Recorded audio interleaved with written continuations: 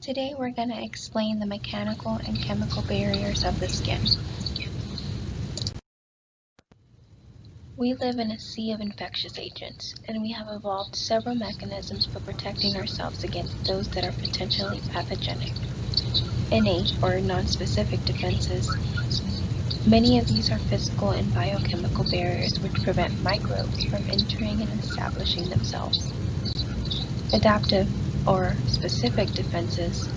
These defenses are based on T cell and B cell responses. A key characteristic of those responses is that there is memory of the encounter. A second encounter will cause a forceful response that is tailor-made for it.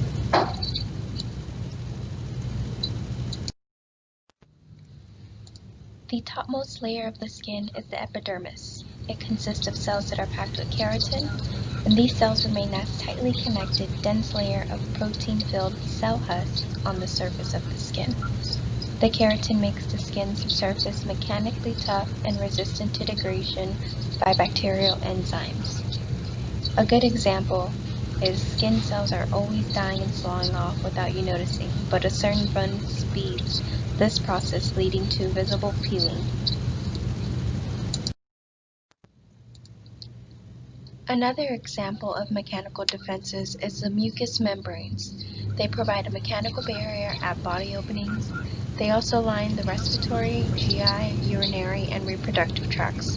When you sneeze or cough, pathogens are removed from the nose and the throat. Tears wash pathogens from the eyes, and urine flushes pathogens out of the urinary tract.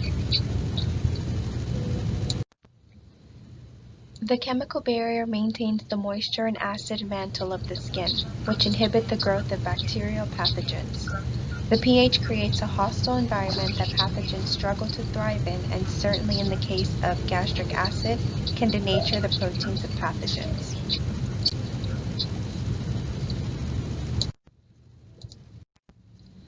Lysosomes use their hydrolytic enzymes to destroy pathogens that might enter the cell. A good example of this occurs in a group of white blood cells called macrophages, which are part of your body's immune system. In a process known as phagocytosis or endocytosis, a section of the plasma membrane of the macrophage invaginates and engulfs a pathogen.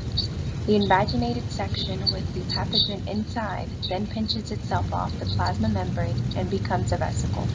The vesicle fuses with the lysosome, and the lysosome hydrolytic enzyme then destroys the pathogen.